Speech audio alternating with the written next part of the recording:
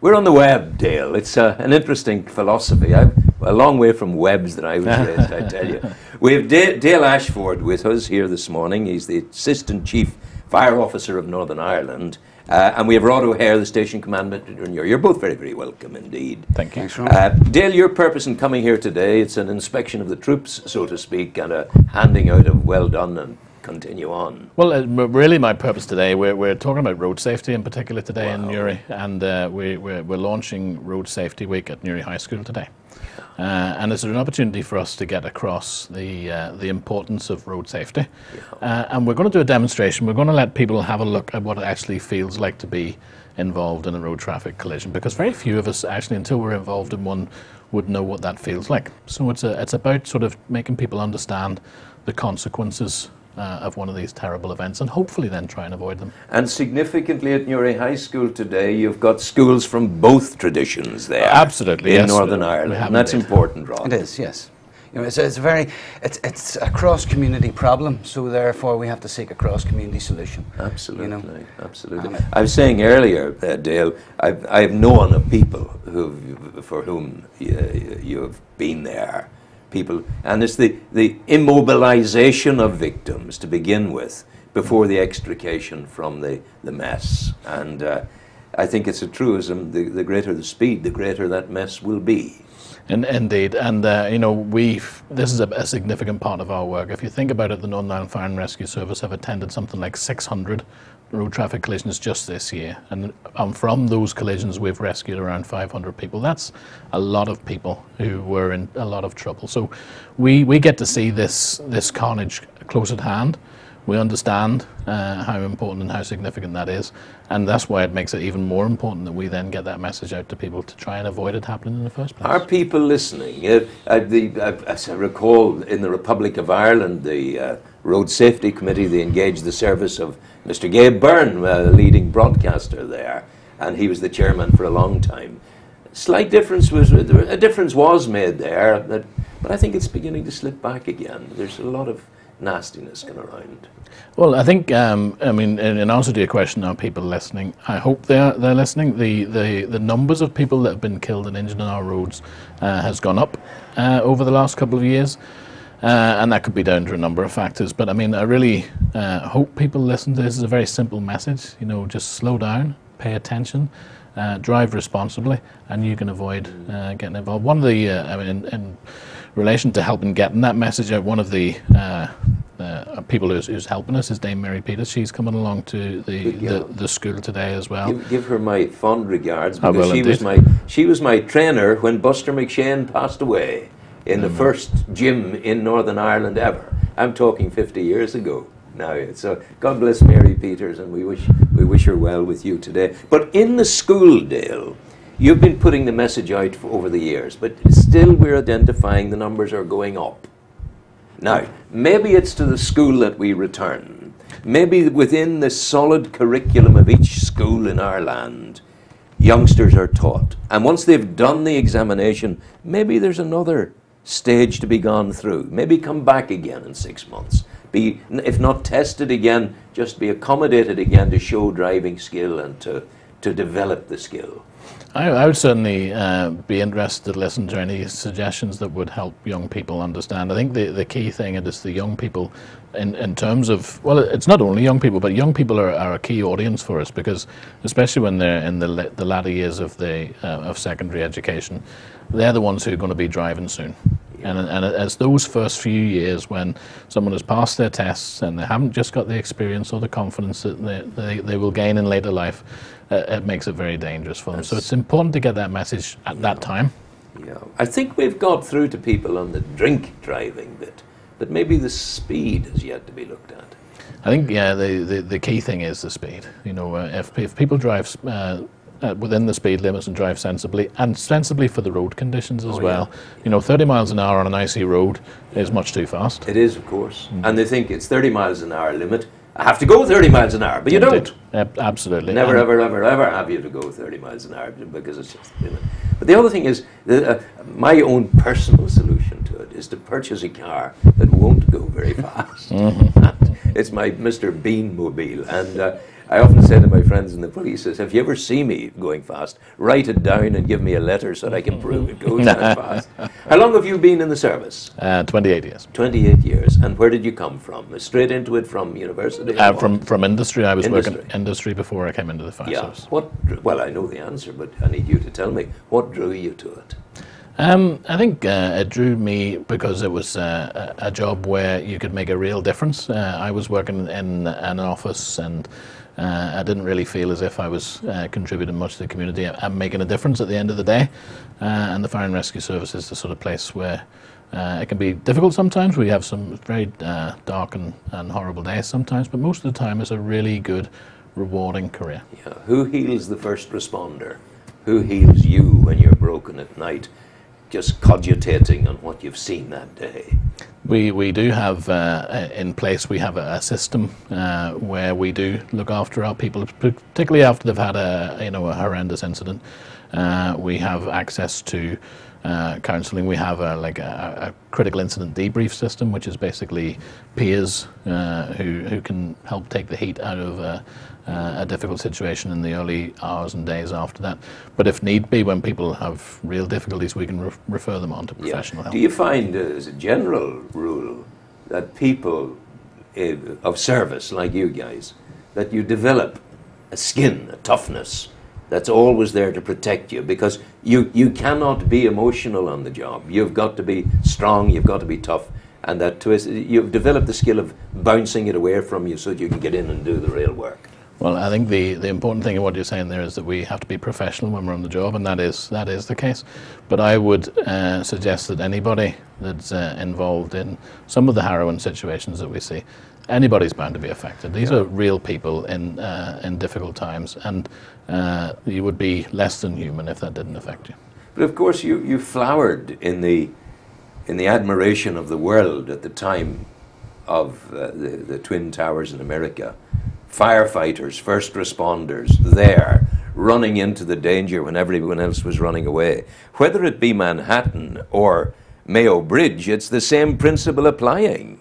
Very much so. It's a thing to remember when firefighters, when everybody's running away from a dangerous situation, firefighters run in the opposite direction.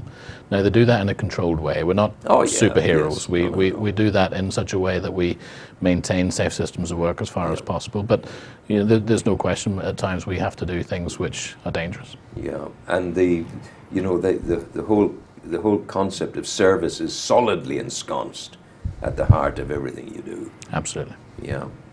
You were very kind to us in Uri in the last week with the flooding. That's another sort of, nothing traumatic or horrible, but terribly, terribly uncomfortable and terribly inconvenient, I tell you. Well, in the end of the day, our remit is to serve the community, and sometimes that raises its head in very strange ways. So it's quite traumatic for someone if the water's coming through the front door, just as it would be if the smoke was coming from their top window. So where we can and where resources allow, we'll always try and be there to do the best we can to help people out of difficult situations. Dale, smoke coming from the top window, how often we have seen it, and situations that get out of control very, very quickly. And something as simple as an escape plan from a house, something as simple as closing doors can give you a half an hour or 45 minutes leeway to get clear of it all. Absolutely. How do people, should people be more aware in the domestic situation? I would like everybody to be more aware of the domestic situation. I would like people to understand that fire doesn't discriminate. There could be a fire in my house just as easily as there could in yours. So we'd all need to take the precautions that will keep us alive. And it's very, very simple. First of all, make sure you have a smoke detector. Make sure you test it every week. Think about what causes fires, and then take action to make sure that they can't, and make sure you have an escape plan. That escape plan can be extremely important, because even if the worst does happen, if all of the doors on your escape route are closed, that means that they'll hold back the fire and give you time to get out. But here's the thing, for people that are not sure, give us a call. I can send round a fire engine with a professional crew who'll have a look at your situation, and we'll make some recommendations. And if necessary, we can fit free smoke detectors and things like that. We'll do what we can to make people safe. You see, I notice, especially when people start to get older, there is a possibility for carelessness that comes into it. Because old folk, they're huddled, they're trying to keep warm as much as they can. They maybe have an electric fire going, coming off the same plug on an adapter that's fueling the television. And of course then there's the electric kettle in there as well. Mm. And the old person, maybe someone who smokes, God help him or her, that's a cocktail for disaster perhaps. Well, older people, I would say that people that as they get older and become a bit more vulnerable, they maybe not just as quick on their feet as they used to be. That makes the importance of fire safety even more. So it's, you know, for those people, we all know somebody who's older and needs a wee bit of help, maybe not as mobile as they used to be. So pop in, say hello. Is everything okay? Can I just test your smoke alarm for you? Yeah. Let's do those things and help each other out. But you're right. I mean, those who are more vulnerable in our society are the ones who very often need the most help, and that you know, that's reflected amongst the fire deaths. On the subject of smoking, if I may, because it's a bit of a hobby horse of mine, you know, a lot of people are dead today because they didn't properly dispose of smoking materials. Now that's a very stark statement, but that's the truth. And you know, that's something that's very easily avoidable. If you smoke, you smoke. That's I'm not going to pass judgment on anybody for that. But make sure you put out the cigarettes properly. Get them disposed of in a safe way, because that's a very simple thing that we can all do to make sure we don't start a fire. I think that's wise and good, because like yourself, I would hold strong views about the business of smoking. But and I don't, maybe, unlike you, I sometimes would pass judgment. I shouldn't, and I know I shouldn't do that at all. But finally, because I know you're rushing away and you have the other places to go and all of that, but I do want to return to the carnage that's on the roads. You know, there was one down in the Republic of Ireland within the last few days, and it was a 19-year-old driving the car.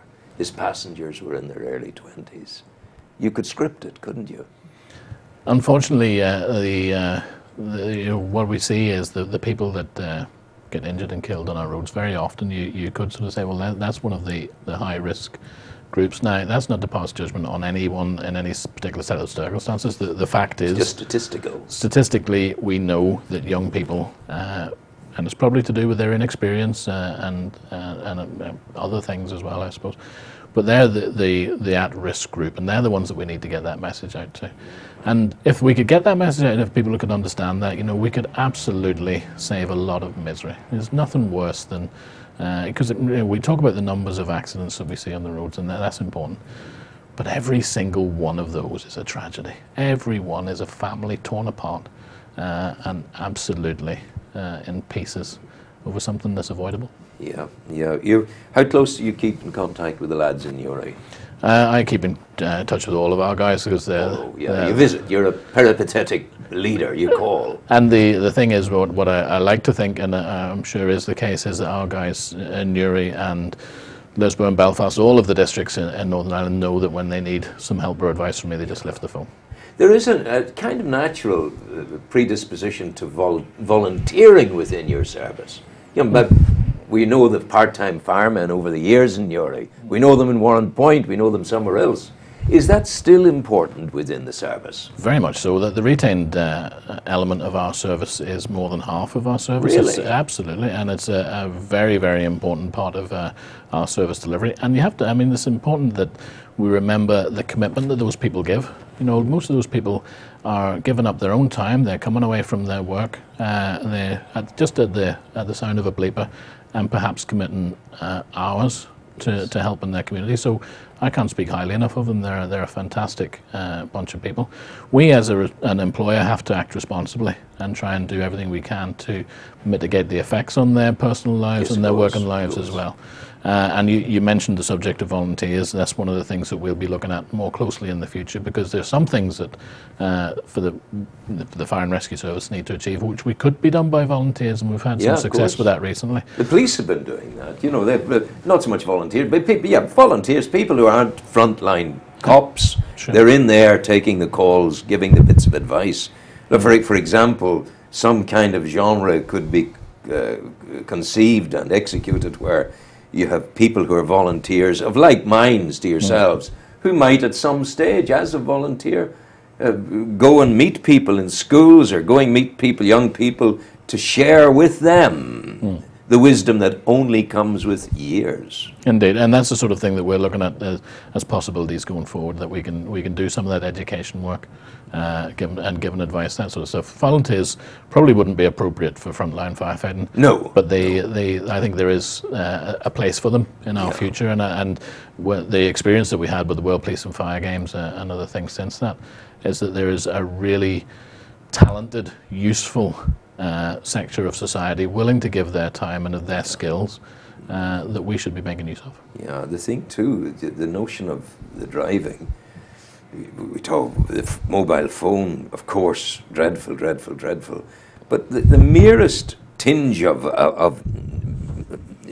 lack of attention, down to further at the radio, whatever, almost do it. There are times out of number when one says, that was bad. And you say to yourself, I should not have done that. So we want to get young people thinking that way and less heavy on the boot, not putting her down. Absolutely.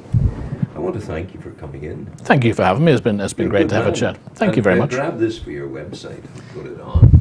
I know those BBC fellows might do something similar for you, but we're more generous. You know? Absolutely. Keep responding first. God bless you. Go well. Thank you very much. Thanks very much, Ron. As always, a pleasure. As always, thank you. Take care. Thank you. Thanks. Take care.